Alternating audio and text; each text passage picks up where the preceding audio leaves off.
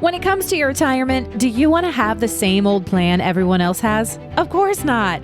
You're unique and have your own goals and dreams. Don't be treated just like a number. This is your retirement. So it's time to think differently. And you're in luck because you've found the Retire Your Way podcast with ILG Financial.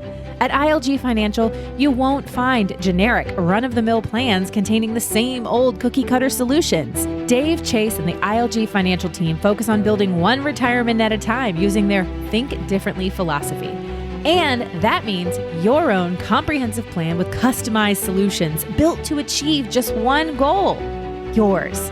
So put on your Think Differently hats and get ready to take back control of your retirement today and for all the tomorrows to come. ILG Financial's Retire Your Way podcast was created just for you, and it's starting right now. Income, legacy, growth. It's all right here at ILG Financial. And it's about helping you plan for retirement your way so you can achieve your financial goals. I'm Ron Stutz along with Dave Lopez. Welcome to the Retire Your Way podcast. Dave Lopez, the founder of ILG Financial. The number to call if you'd like to get in touch with Dave and have a conversation is 540-720-5656. That is 540-720-5656. Dave Lopez, how are you? I hope you had a great holiday season. I did, and depending on when folks are listening to this podcast, and of course, that's what I love about these podcasts is folks can listen at their convenience. They don't have to tune into the radio. Yeah. But depending on when you're listening, I hope you're having a good holiday season. If it's well past the holiday season, hope you had a good holiday season. But we're right in it. You and I, aren't we, right now, Ron? Right in the middle of the holiday. It's been fantastic at my house, and I trust that it has been at your house, too. You got to spend a lot of time with all your loved ones. I did, and we were just joking that it was a little like a scene out of Please Don't Eat the Daisy with 3 40-pound dogs and chaos everywhere. But I tell you, I wouldn't have it any other way, right? That kind of chaos is just family, and it's just so wonderful to have it going on. Wouldn't change it for the world. If you're interested in getting to and through retirement and doing it in an efficient way, I would suggest you call Dave Lopez, get in touch with him, and have a conversation. But I'll tell you how to do that a little bit later on in the show here. But let's get right to it. When it's come to your 401k, we've all heard the age-old saying, set it and forget it. And it was always said that this strategy would make you rich. Well, like most things, Dave, as you know, with time, this has changed. The stock and bond portfolios that have worked for the last 40 years or so may no longer be equipped to handle what's coming economically, and that may not be working for you or making you rich anymore.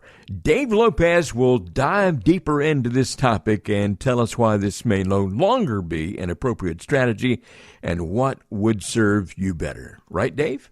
That's what we're going to hit today, and it's really a great topic because it's come up a lot lately with our clients, this idea that, hey, I've always been told. And you always want to be careful when somebody gives you advice and they said, well, this is a tried and true method, or I've always been told to do it a certain way.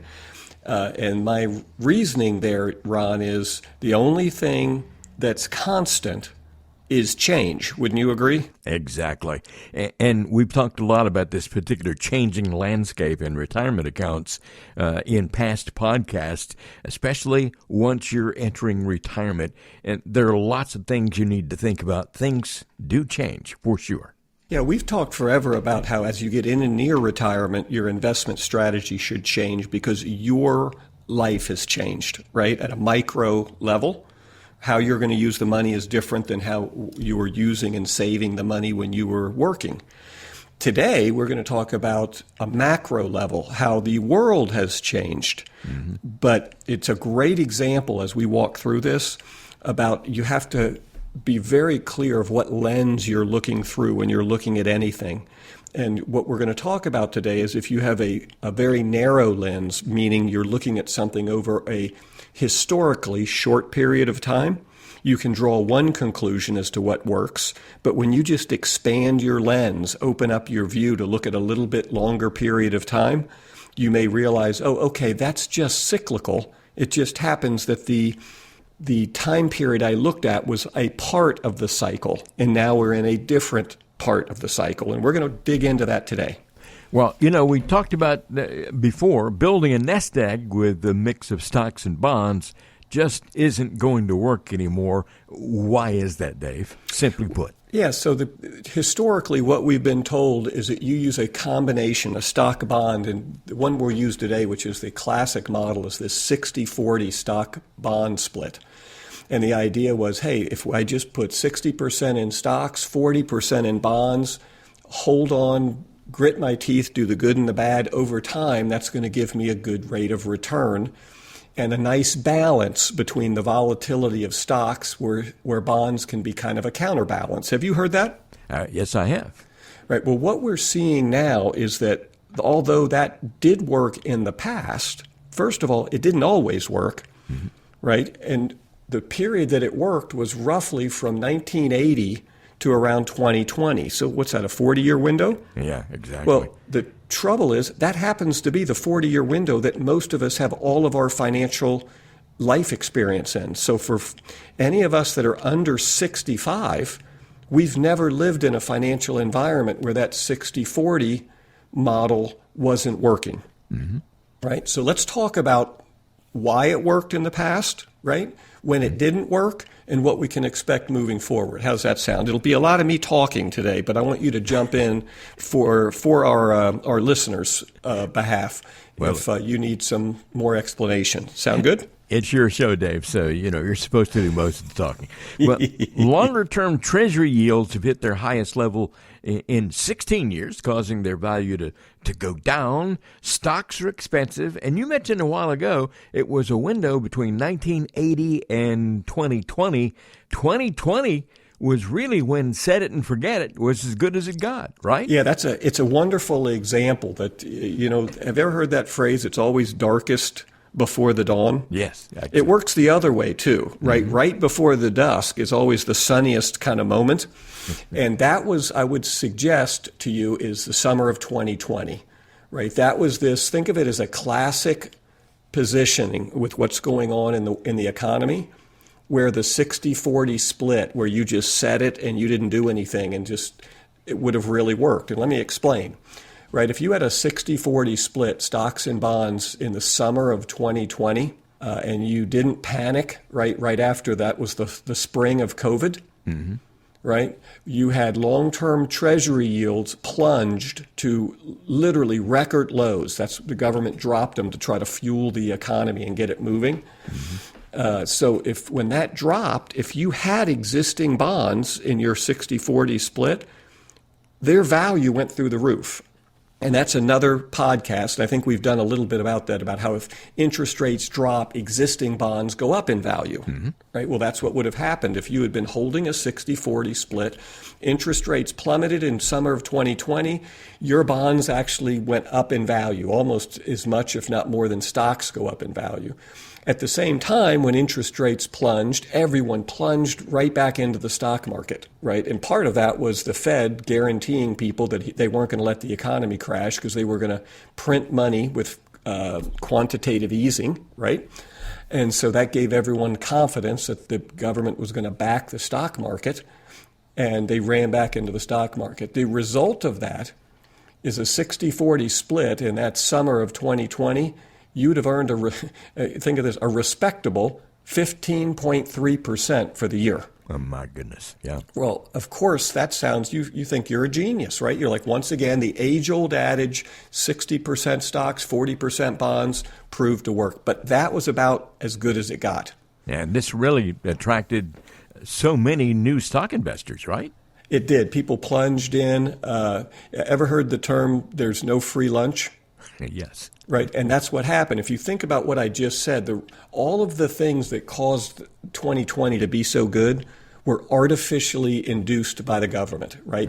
Tanking interest rates, right, caused people to plunge back in the market, giving free money out, all of that. So what we saw is those impressive returns that we saw, right, pulled us out of an economic calamity. But the price was the U.S. government's federal debt ballooned. It went from, get this, $5 trillion around 2007, Ron. And by 2020, it had gone and ballooned to $21 trillion. Amazing. So what's that, almost 4 times? Mm-hmm. By the way, as of this recording, we're at 32 trillion. So 3 years later, we went from 21 to 32. I think we're at 33 trillion as of this recording. And that is a problem for another podcast. Yeah.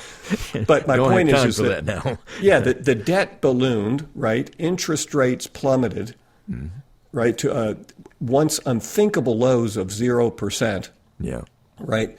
And that caused people to, climb into the stock market. The combination of those two events attracted millions of new stock investors. Think about this. You had young people stuck at home because of COVID. They had money in their pocket from all the free money giveaways from the federal government. Mm-hmm. And what did they do? You heard stories about this. They opened brokerage accounts, right? And initially, and I want to emphasize the word initially, their returns were fantastic. They ran circles around their adult elders, right? Their parents and grandparents that were people just who had been doing it for a while. Yeah, and were in conservative buy and hold broad diversification portfolios. Ever heard of the term buy on the dip? Yes. Right? Well, they just put that into hyperdrive in that period, right? Because we had dipped from COVID and everyone bought back in. But here's what else happened. Suddenly, investors were investing in companies with little to no earnings at all, right? Very little money, but they had a great story, potential, that someday they would return big returns. Think about the meme stocks that we heard back in the 2020s, like GameStop and stuff like that. These companies were actually going broke, but people were flooding money into them because they just thought it was a good play. They were gambling. And by 2021, January of 2021, we have an index of unprofitable companies, just companies that actually don't turn a profit. And that index of companies had rallied nearly 300% in 9 months. My goodness. Now, we call that junky investments, meaning people are investing in them, but there's no fundamentals to make you think the company would do good. You're just betting because you think the company's going to go up in value because other people are going to pay more for the stock, not because the company intrinsically is going to grow or produce money. Yeah. And that is not a healthy thing, right? Yeah, and there's a lot of free money. But my question is, what has happened over the last 3 years? That was all 2020, but what about since then? Yeah, so here's what's happened. Now, by last year, now we're thinking 2022, right? Yeah. The deficit has surged. Interest rates were at 0, stoking high inflation. So that low interest that we used in 2020, that's what finally caused inflation to come back. And inflation has hit the highest level it's been in 40 years. Yeah. And that's what forced the Federal Reserve to start playing catch up through a series of rate increases. So starting in 2022, we saw these massive rate increases, some of the highest we've ever seen over that short period of time. The last time inflation was so high, it stubbornly stayed that high for years. And the Fed finally broke inflation's back by pushing overnight interest rates. Goodness, they were over, back in 1981, I'm talking about that period, they were over 19%. And many of the folks listening today that are over 60 remember getting interest rates over 19% for a mortgage, or maybe 12 or 13% for a CD. Yeah. Right? That took a period of consistently rising interest rates to try to get a hold of inflation. That's really was roughly a period from that was probably about 1960 to 1981, that about a 20-year window of steadily rising interest rates and rising inflation. They finally get a hold of inflation around 81, but with these astronomical high interest rates. So go ahead. That's what led to that advice that's, some people consider it to be the gospel of the 60-40 split. Set it and forget it. And I think we've all heard from parents or grandparents who went through similar things on both the positive and negative end of the spectrum financially in their working days. But that's exactly right. So think about this, that was the beginning of that period, 1981. Right. Interest, by the way, stocks at that point had been driven down in price because they just performed so horribly. So they were very affordable at the time. So they were low. Stocks value were low. Yep. So if you had put $1,000 in a 60-40 stock split in 1981, after adjusting for inflation, by 2020, so that's that 40 years roughly, $1,000 would have grown to over $18,700. Wow. So it was a golden era for the 60-40 split. And the reason is, in 81, stocks were very low, right? And interest rates on bonds were very high. So if you were buying stocks, there was a lot of upside potential, right? Yeah. And on the bond side, the 40% you had bonds were spitting out incredible interest rates. It was just a Cinderella story for this 60-40 split. Yeah.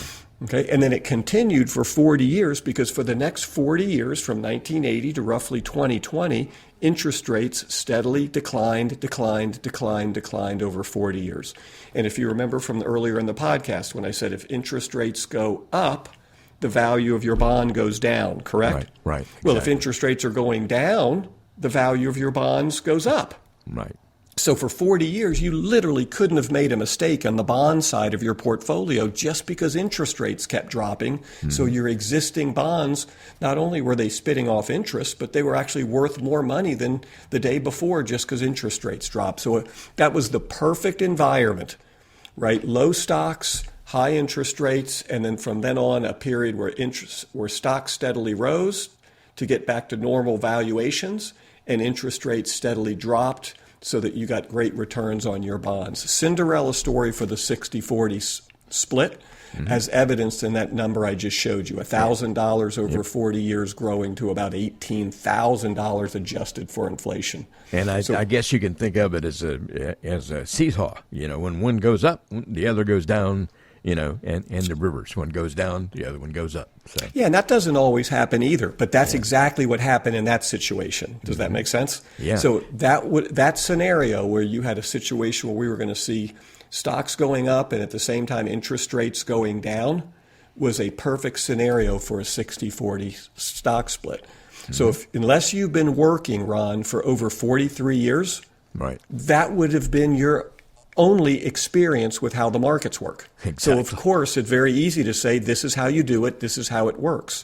But you only have to go back to the 60s, which in the big scheme of things is not a long time if you're an economist, right?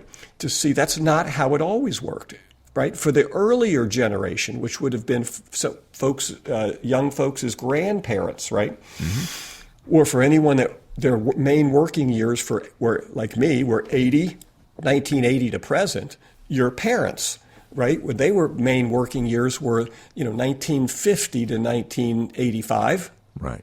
It was a very different story. For this earlier generation, they had a completely different experience. In the mid-60s, stock valuations were at their highest level.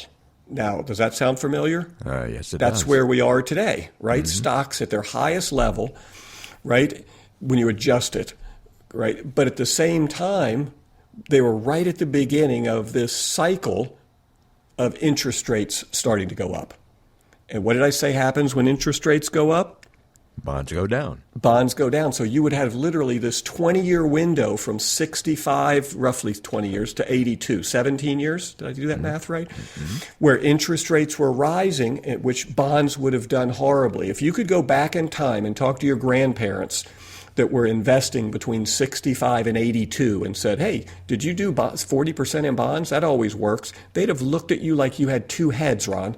They'd have said, you've got to be nuts. Bonds are perennial losers. Every year my bond portfolio literally loses money, right? And that's because as interest rates went up, the value of the bonds dropped even more than the interest you were earning on the bonds. Mm-hmm. So to give you a scenario, remember I told you that from 1981 to 2020, right, $1,000 would have grown into 18,000 adjusted for inflation. Mm-hmm. Well, if you, Ron, had invested $1,000 in 65 for 17 years to 82, let's say your daughter was born and you set $1,000 aside thinking it would grow to cover college. Yeah.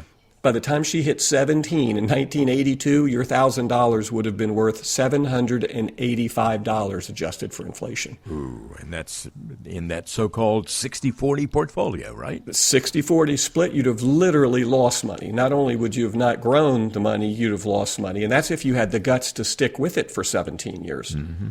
Now, here's the concern. Things aren't looking much better today than that scenario I just showed you in 1965. Last year... Sounds very close. Yeah, last year, think about this, was the worst ever year in real terms of return for a 60-40 split. And, it might even get worse, right? It might. And the Shiller valuation, that's the metric, one of many metrics they use to the value of stocks, how they're priced valuation-wise based on the value of the company's holdings, was as high as it was in 1966. So stocks are arguably overvalued, right? And we may very well be in a period where interest rates are going on a very long, steady increase to try to get a handle on inflation. So if you're going to look at a period to say what's a good period to compare this to, it certainly isn't 1981 to 2020. Yeah. You're probably better looking at 1965 to 1982 as a scenario. And as I said, from 65 to 82, a 60-40 split would have literally lost you money in real terms. Yeah. Wow. This is amazing, these comparisons you're making here. And my question is, we know we can't play the same game we had always been told to play, that whole 60-40 thing. But what are the new rules? Are there any? Yeah, there are a couple things we can do, and here's the first takeaway. And again, this is based on just data, right? If we look back, whenever we saw stocks that have been in the most expensive top 25%, right? Then we look at, that's where they are now. Mm-hmm. They produced a real annual return over the next 10 years of 2.7% on average. Mm-hmm. So think about that when people think, hey, I'm going to be in the stock market, and on average, I'll average 7. You may over 40 years, right? But that's because some 10-year windows, like I showed you before, you may average 15. In other 10-year windows, you may average 2. Well, based on where we are, if we look back historically at other times where the stock market is where it is now, we're probably looking at a very muted returns over the next 10 years in the stock market. Before we get into that, into all the details now of what we ought to do, Dave, let me remind everybody, you're listening to the Retire Your Way podcast. Dave Lopez. I'll tell you how you can get in touch with Dave coming up in just a few minutes. But Dave, what can we do? Well, we talked about stocks, right? Bonds, I will tell you, are kind of the wild card here, because we don't know if they're going to continue to go up like they did from 65 to 81, right? Mm-hmm. So we're not sure. Right now, the Fed has hinted as of the recording of this that they're going to kind of cut interest rates next year to try to, avoid going into a recession. If that happens, one of the repercussions to them cutting interest rates, money would flood back into the stock market, right? Debt would go through the roof, right? And that could stoke 1970 style inflation. So they're dancing a very dangerous, dance. If you're an investor, right, one of the things you can do is I would suggest you play defense at this point, right? You want to be much more defensive against, major corrections. I would rebalance your stock bond mix, or, a lot of folks, instead of bonds, they might use vehicles like fixed indexed annuities or any fixed indexed type products or structured notes. You don't have to use just bonds, but you might really want to look at those vehicles and weigh a little more heavily towards those and a little less heavily in bonds moving forward. Anytime we can get our hands on some short-term rates, right now Treasury bills and short-term fixed vehicles like fixed annuities or CDs, they're 4 or 5%. Sometimes the play might be to keep some money in there on the short term till we get a better feel for what's going to happen long-term with interest rates. Well, I'll tell you, you can't just set it and forget it. And I think one of the one of the most important lessons from today's conversation, Dave, is that, what you mentioned earlier, the only thing constant is change. You can't just set it at one point and leave it there. You have to stay on top of these things, and you have to be familiar with the financial situation at all times. And that's one good thing I can say about you. I know you stay on top of this stuff all the time. It's what you do for a living, and it's what you do for all your clients. Yeah, it's interesting. And for those of you who are listening that aren't clients of ours, this would be a good thing to consider. When we reach out to our clients, and several of them, we've actually made some suggestions on some tweaks to their portfolio. And one of them asked me the other day, they said, "Hey, I thought you liked this portfolio that we were in." Oh, yeah. And my response was, I did, but the world has changed from where it was 2 years ago. And what you're engaging us as a firm to do is not to put you in a portfolio and then never reach out and contact you again. Even though you're not necessarily hearing from us, we're always reviewing what's going on in the world and comparing it to what you're trying to accomplish in your portfolio. So it is a good thing when I tell you, Ron, 3 months ago we put you in portfolio A based on your risk tolerance. I'm recommending we move to portfolio B not because of your life that's changed, but because of what's going on in the bond and the stock market. I think this might be a better fit for you based on the new normal. So you want to look for an advisory firm that is actively engaged in managing your stuff and also being very cognizant that the world is changing. Don't be afraid that they're calling you with changes. You just want to ask them why, and they should be able to, in plain English, walk you through why they're recommending the changes that they're recommending. That's another thing that you do really well, is explaining things and making sure people understand exactly what they're invested in and why, and the fact that, things do change. At the end of the day, this is a really terrible landscape to try and do it on your own. You need to have a professional like Dave Lopez or Chase Lopez at ILG Financial to take care of that for you and to make sure that you're aware of what's happening in the world. Well, I appreciate that, but you're right. These are the times. It reminds me of my first job, which is unrelated to this, when I was lifeguarding. And when we were taking that course, the lifeguards, they said, most of you kids we were just kids, 16, 17. Mm-hmm. They're like, you're doing this because it's a great summer job, right? You put zinc oxide on your nose and you sit and wave to the girls all day and you get paid $3 an hour, which I thought was a fortune, by the way. Yeah, back then, right? Yeah. And they said, but make no mistake, we're glad to pay you that money to sit there.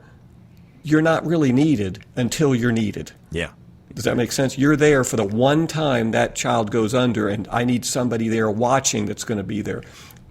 In the industry I'm in now, that's where you see that folks working with advisors usually get better results, right? Because when things are going good, well, anybody can do well. All ships rise in a high tide. Make sense? Right. It's just when things get dicey like they're getting now, it's having some advice, and you may not even get a good return, but maybe mitigating the losses you would have had because you didn't know to make some changes.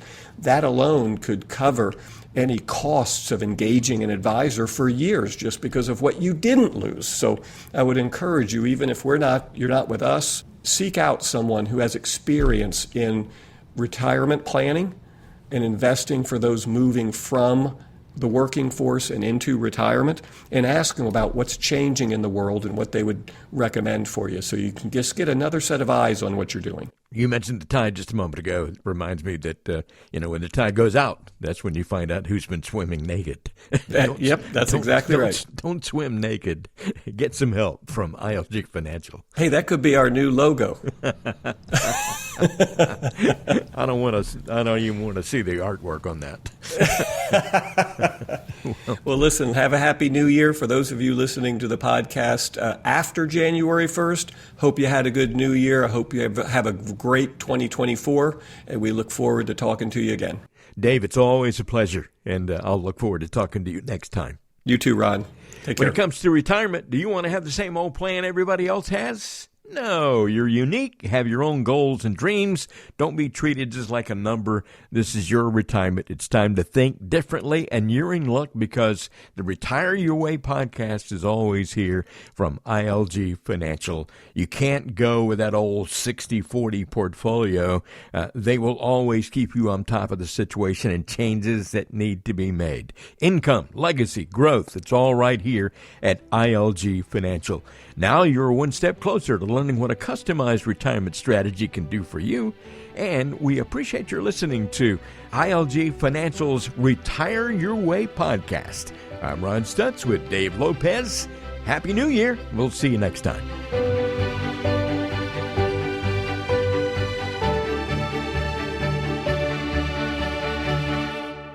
The information provided is for educational purposes only and is not intended as investment advice for any individual or entity. All information contained herein is believed to be from reliable sources. However, we make no representation as to its completeness or accuracy. The views presented today are those of Dave Lopez and do not necessarily represent the views of the Alpha Star Capital Management, LLC. The opinions expressed are subject to change without notice and do not constitute financial, legal, or tax advice. Please consult your financial professional before executing any financial strategy. Investment advisory services offered through Alpha Star Capital Management, LLC, a registered investment advisor. Alpha Star and ILG Financial, LLC are independent entities. SEC registration does not constitute an endorsement of the firm by the Commission, nor does it indicate that the advisor has attained a particular level of skill or ability.